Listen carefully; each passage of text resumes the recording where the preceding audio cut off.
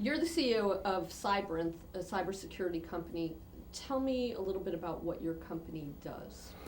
We functionally develop policy and secure architecture for IT systems, primarily for major international banking corporations, credit card companies, a number of government agencies.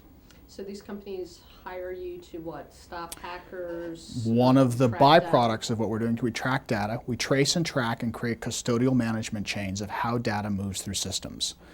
Our largest amount of work is actually for the global credit card industries, in which we are generally tasked with finding how data moves between when you take a credit card and actually put it through a machine. The machine goes to an acquiring bank, which then has to integrate that information with their banking structure, hand it off to an international credit card company, who then hands it off to an issuing bank, who's the person who gave you your credit card. It can populate as many as 90 databases, all in a matter of 2 or 3 seconds, to approve your single transaction. We trace, set up the custodial management, and secure those types of transactions. I see. So it's basically chain of custody issues to make sure when the Correct. data is transported that Correct. it's secure. Correct. Okay. What is your experience with the architecture of electronic voting machines, specifically the Diebold machines? My personal experience with them is purely as an outside observer asking to look at them. They refuse to show the architecture or allow it to be exposed to any kind of significant expert. The people who I have met who they claim have certified their machines have no knowledge of architecture whatsoever. Now, who has asked you to look at the architecture? No one has asked me to look at the architecture of a voting machine. I have repeatedly asked to look at the architecture of voting machines. Why? They will not allow us to do so. Because the fundamental structures that Diebold has used to set up their voting machines are inherently flawed. They're what I would consider IT junk. Why do you say that? On what basis? Because they do not allow the code any kind of validation or check that allows for a local auditor to confirm that it is in a configuration pattern appropriate for voting. So if you are going to set up, let's look at a Diebold ATM, which we work with a lot. If you're going to set up a Diebold ATM system at a bank, every line of code in that machine, which should be 30 to 35,000 lines of code, is inspected by 4 or 5 people, where each of the fields are confirmed that they're going to pass the information correctly to the machines that pass out the money, to the machines that take and validate your card, to the little motors that push your card back out to you, to the receipt printers, and to the integrated databases on the back end. No process inside of that is not followed with a 4 eyes operation, meaning 2 different people have to be looking at each step of the process at each step of the way. And those people are not from Diebold. One of them is from the installation group and one of them is from the bank. Otherwise, the machine is not certified for use. And this is not happening with respect to an electronic voting machine? Not to my knowledge. So what you're saying is there's more security regarding the dispensing of a $20 bill, and the fact if you don't get that $20 bill, there is more of an audit system set up? Of course. Okay. Before we get into this, I just wanted to kind of do some background with the electronic voting machine. It emerged out of the 2000 election debacle with the hanging Earlier chads, than that. but it was Global, widely used. Global Election Systems, a group out of Texas, was pushing these back in 1998. I first became aware of it and actually wrote a short letter encouraging people to not use these in 1999, before the 2000 election debacle. What happened in 2000 is, all of a sudden, you had a number of electronic systems fail during that election. The Volusia County incident, in which 16,000 votes suddenly vanished and then reappeared, and several uncertified cards somehow ended up in the system, also a Diebold system. That sort of got lost in the hanging Chad debate in Florida. However, there's a very strong argument to be made that the 2000 election was electronically stolen. The hanging Chads were just a distraction.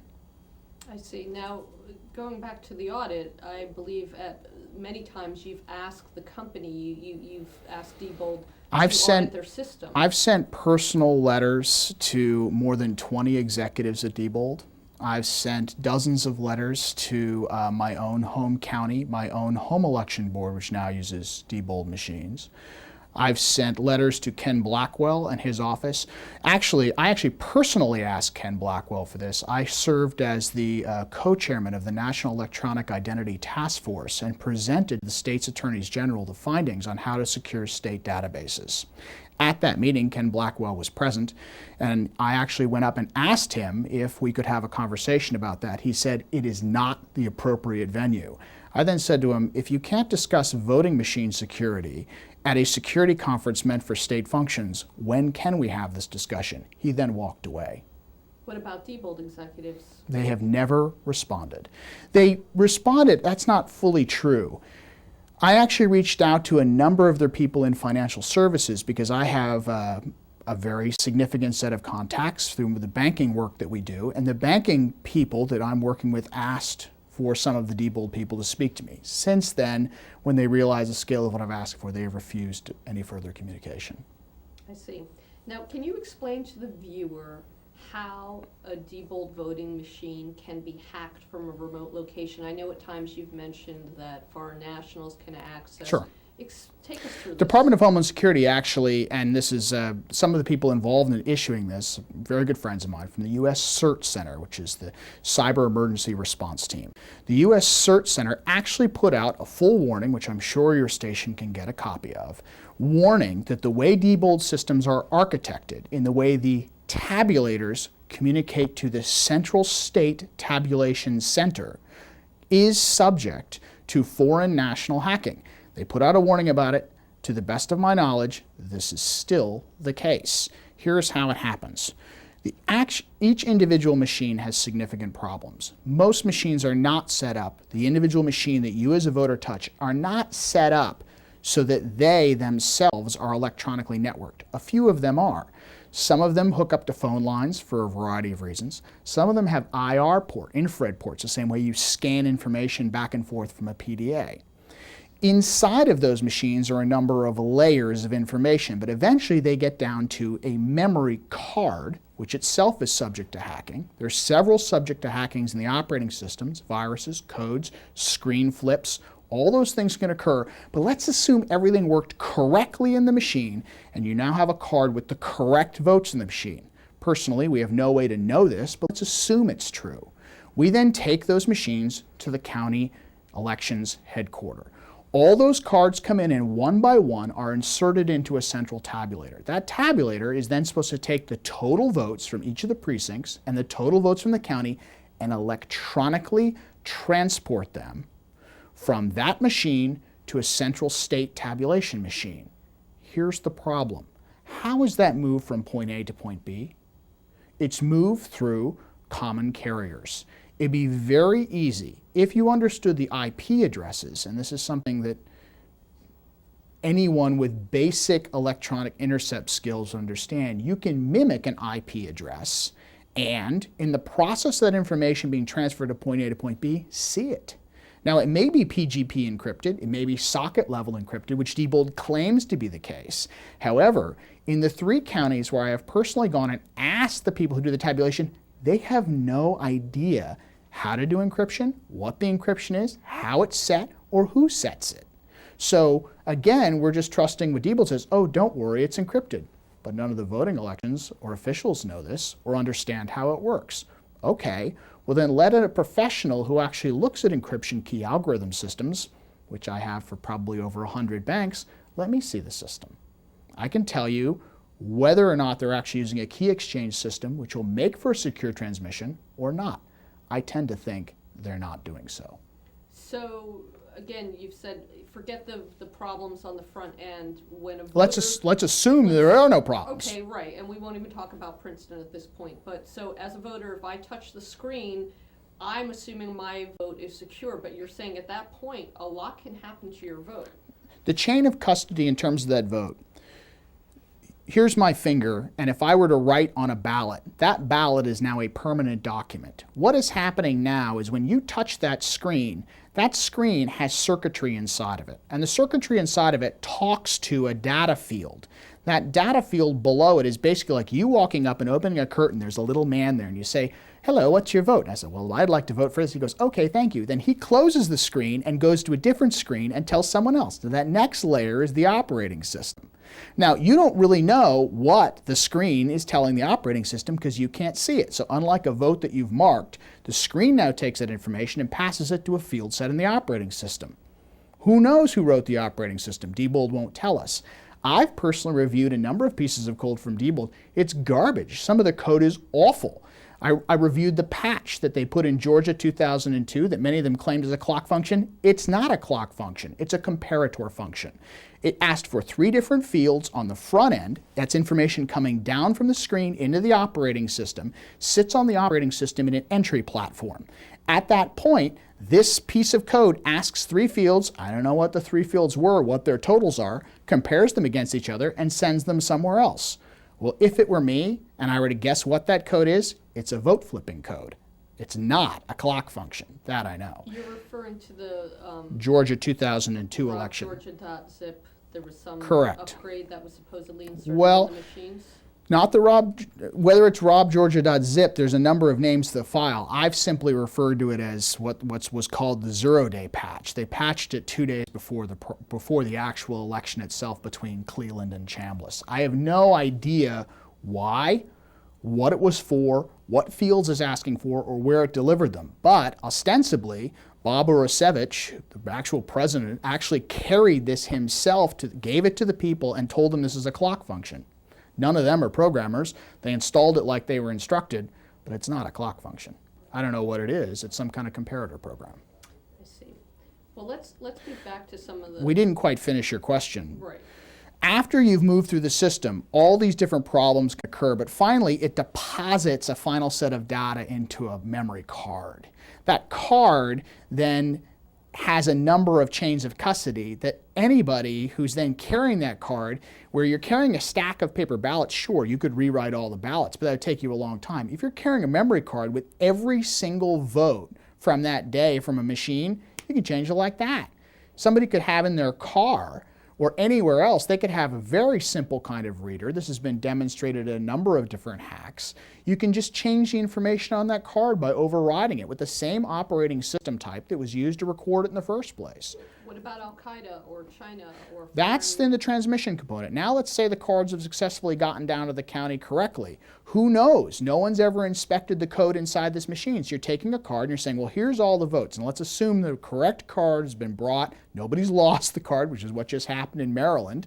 They've actually gotten the card to the county, they put it in, and then it goes into a tabulator machine. Well, there's been repeated issues where people have said they've seen votes backing up in tabulators as cards are put in. Okay, well that would indicate that something inside of that program is not adding cards forward, it may be adding cards backward. I don't know, never seen the field sets. I do know in some of the optical scan machines and the cards where again I've gotten to look at the code, some of those cards are capable of taking a negative number. Now, as a programmer, this is a very interesting question. Generally, you try and make code as elegant, simple, and as clean as possible for security. There is no reason at all, if you have 0 votes and then you add votes from that point going forward, maybe 10,000 votes is the maximum you could ever have on a machine, that makes sense. So a card should have a range of 0 to 10,000. There is no reason in the world a negative number should ever be able to exist on a voting card. And yet, in all the voting card code that I've looked at, Diebold has a negative field that allows a negative number to be entered in a vote total. Why? Why would you want to steal votes? That way you can start with a card that has negative 100 votes for somebody, then it takes them 100 votes before they even are back to 0. And yet Diebold does not allow, for proprietary reasons, anyone to review the vote tabulation software. They let us work on their cash machines, but no, they won't let anybody see their software. Any thoughts as to why? Because they're stealing elections. How can you say that? And what are the vulnerabilities? Or that you're just surmising it? I'm not surmising it. I have a very strong understanding of statistical analysis. The way we actually find credit card fraud, here's a horrible fact that people are not going to want to know. About 2.5% of all transactions on the global credit card network happening right as we sit here, and there are billions a day, are fraudulent. 2.5%. That's a statistic that we are constantly battling with. When a fraud group, when a group that is doing some particular credit card scam moves into an area and begins working to actively defraud cards, we see those statistics rise above the background level, and then we send in work, figure out who it is, and try and break out the gang. Statistical analysis of the movement of 1 or 2 percentage points is how all computer hacking is detected.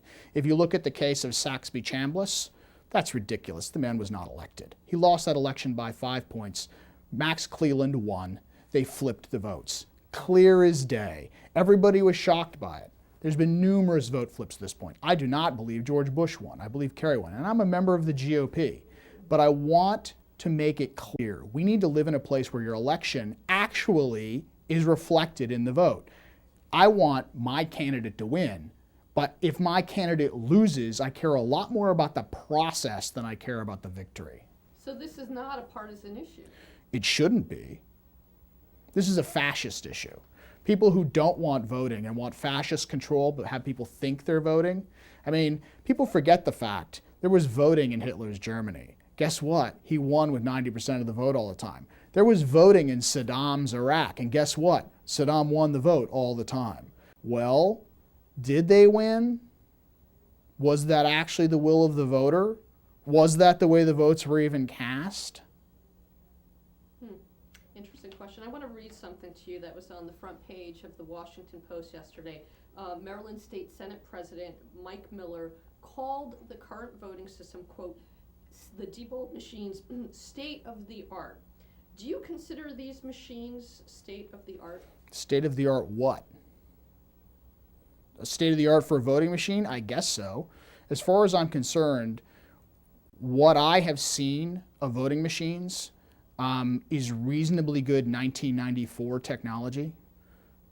Okay. Now, what do you suggest that the government should tell Diebold to do to make their machines less vulnerable? You can't make voting machines less vulnerable. You can make voting machines transparent. All code needs to be inspected by external auditors. All process needs to be validated by the same way we do banking systems. Do credit card systems get defrauded? Yes, to the tune of 2.5%. 2.5% is a major amount if you're dealing with a vote. So let's look at credit card industry. I spend probably an average of 30 hours a week every single week of my life battling to try and keep the number of credit card frauds below 2.5%. We have a lot of money to do it. People really care about that. But that level of background fraud, we can't get it below that point. It's just too hard.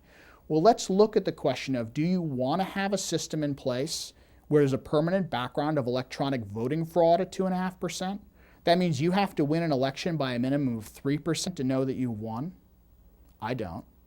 Paper ballots, please. That's the only thing that can be secure. You can use electronic counters, and I appreciate Diebold wanted HAVA. They've got their $4 billion. They've given away federal money. Great. You've stolen the money. Throw the machines away. Let's go back to paper. Okay. Let me just back up a second. Mm-hmm. Hacking. There's been a recent hack, much publicized. Princeton hacked the memory card, a virus inserted. They didn't hack the memory card. They hacked the operating system. Or the operating system. But there have been other hacks to the memory cards. Harry Hursty. Right. Diebold has come back every time and said, well, you know, they're lying. Can't happen. They're lying. Diebold is lying. What, their systems can't be hacked? There is no system, electronic in the world, that cannot be hacked. I've spent my entire life building or hacking electronic systems. There are entire companies dedicated to ethical hacking, if you want to call it that. There is no system in the world, none, that cannot be hacked. If you give me the team of my choice of 8 people and 1 week, I will get any piece of data you want in the world. End discussion. Well, then how do you secure such a piece of equipment then? You don't. You use paper ballots. Okay. I can't make it any clearer than this. You cannot have secure electronic voting. Doesn't exist. Well, what if there was transparency? If there was transparency, you would be able to audit where a mistake had occurred and make decisions about what to throw away. But you wouldn't eliminate the effort to hack. The cleverness of bad guys is extraordinary. If you had complete transparency on the process, here's what would happen. People would eventually hack it and you'd have to throw away huge portions of things.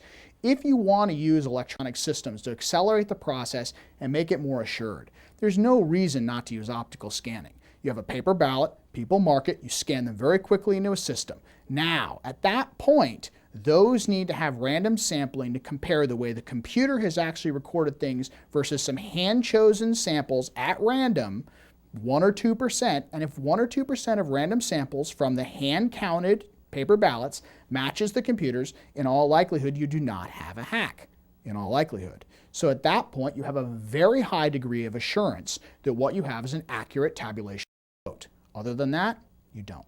So securing data custody, that's really Correct. the way it works. And having a validated paper trail. You must have paper ballots. Once you have a paper ballot, once you have generated a hand-generated paper ballot is the best. It's cheapest, it's easy, it's foolproof, it's secure. The truth of the matter is that's still how a lot of things are done in the electronic world as well. Once you have generated that, you can validate how many ballots you have, who signed into a registry book, how the entire process has moved forward, and you can go back and audit and check if there's any kind of dispute. You then have accurate elections. Okay, let's go back to the Princeton hack just briefly. Shocking detail on how a virus can be inserted into a machine, and I don't want you to explain necessarily how it works, but just to comment on something that Diebold's response to this particular hack by Princeton computer scientists was that they used an old machine. As far as I understand, that machine came off the assembly line 2 months ago. I'm sure the registry number is there, but let's stop and think about this. 2 graduate students in 3 hours successfully hacked the machine. And once they had completed writing their hack, they then added a 4-line code of self-erasing virus to allow it to propagate across the network. That's just 2 guys with 2 hours who had no interest or motivation in doing it other than the scientific interest. There are people out there, and there's a lot of them, who don't really want to win elections. What they want to do is they want to steal them. They have an enormous incentive for power, they have an enormous incentive for money, and they have enormous willingness to go and do it. I don't want to have a society where we're not sure who won. I want to live in a democracy where there's a valid capacity to audit the entire trail. The Princeton guys did a brilliant job. It was a simple and elegant organization, but stop and think about it. It doesn't matter, even if it was an older machine. Okay, great, so it was configured the way the 2004 machines were figured? Well, in that case, does that mean the 2004 election was hackable? Diebold is lying again. But even so, some of those machines still are in operation in states across the country. Correct. I see. The 2002 machines, which were used to steal the Chambliss election, they're still in use in Georgia, same machines. How much money does Diebold spend, do you know offhand, in ATM security around ATM versus their voting machines? That's a very interesting question. I don't know. Okay. What would you say to those who think that, I think I know the answer already, but that some people say that Diebold machines are either A, poorly designed, or intentionally designed? Oh, I think they're brilliantly designed. They're designed to steal elections. I mean, if you were to come to me, and people have, I mean, some of the things that we do are deliberately to put audits. There are backdoors in the tabulation machines, so this is what the U.S. CERT warning is about. There's a backdoor communication that allows secondary computers to talk to the actual tabulators electronically from a distance. That's what U.S. CERT warned about. There are layering and socket component problems. There is a negative field set up inside the tabulation. What does that mean to the viewer? What are these socket components? Well, the socket. Well, basically what it means is there are deliberately places built into the Diebold machines that allow you to insert data or make updates after the machine is running. A socket layer is supposed to, once you activate a socket session or a secure session, you're not supposed to be able to change an operating procedure or code. That's not true with Diebold machines. While the machine is running, if you have administrative override from the touchscreen layer, you can actually change the way the machine is operated. You can reprogram it. They sell it as a feature in case you need to make an update during the day. But according to state law, any changes to the system, you'd have to recertify the equipment. Well, if you change the software, of course, yeah. Of course. Not the operating system. If you change, well, according to which states, different states have different laws on this area. And I'm not an attorney, but I certainly know that since no one has ever seen what the code actually is, or no one credible has ever seen what the code is, there's really no way to know what's been changed. Many people who are denying problems, they're saying, oh, well, these are just Democrats signaling alarms. I'm a Republican. I worked on Giuliani's campaign. I worked on Bloomberg's campaign. I worked on John McCain's campaign. I've been a lifelong member of the party. This is not a Democrat-Republican issue. This is not a partisan issue. This is a democracy issue. If you actually care about a constitutional democracy in which each person votes, that vote is validated, and the people who end up in office are reflected on the basis of the way people voted, you care about this issue. If you don't want people to vote, if you don't want people's vote to count, and if you want to rule without owning it by a mandate, then you are very supportive of Diebold. Well, Wally Odell has promised in an old fundraising letter to deliver. I'm going to go ahead and accept. Is it a Republican issue? I mean, who's stealing the votes? If what you say is true, who wants to steal the elections? I certainly know that in all the statistical information, it seems that in every single bizarre circumstance where exit data, polling data, or informational data swings, it has all been in favor of Republicans, but not the sort of Republicans who I want to see in office at all. These are people who lie and people who cheat. That is not the conservative way. Conservatives conserve things. We are respectful and we are constitutionally based. You know what the real problem is? People do not want to believe that people want to steal elections in this country. I've done extensive work over the years for voting monitoring overseas. If we had a variance in the exit polling of even 2% from what actually was tabulated, which is exactly how the Orange Revolution came about in Ukraine, we would be in there explaining to people something is wrong. We have had numerous elections in this country now in which where you use Diebold election system machines, what happens with the vote is way off, 5, 10, as much as 12% from the exit polling and the actual survey. These statistical numbers are impossible. And the problem is Americans do not want to believe that we have people stealing our elections. And they must come to the realization there are people in this country who want to steal elections, and we must stop them.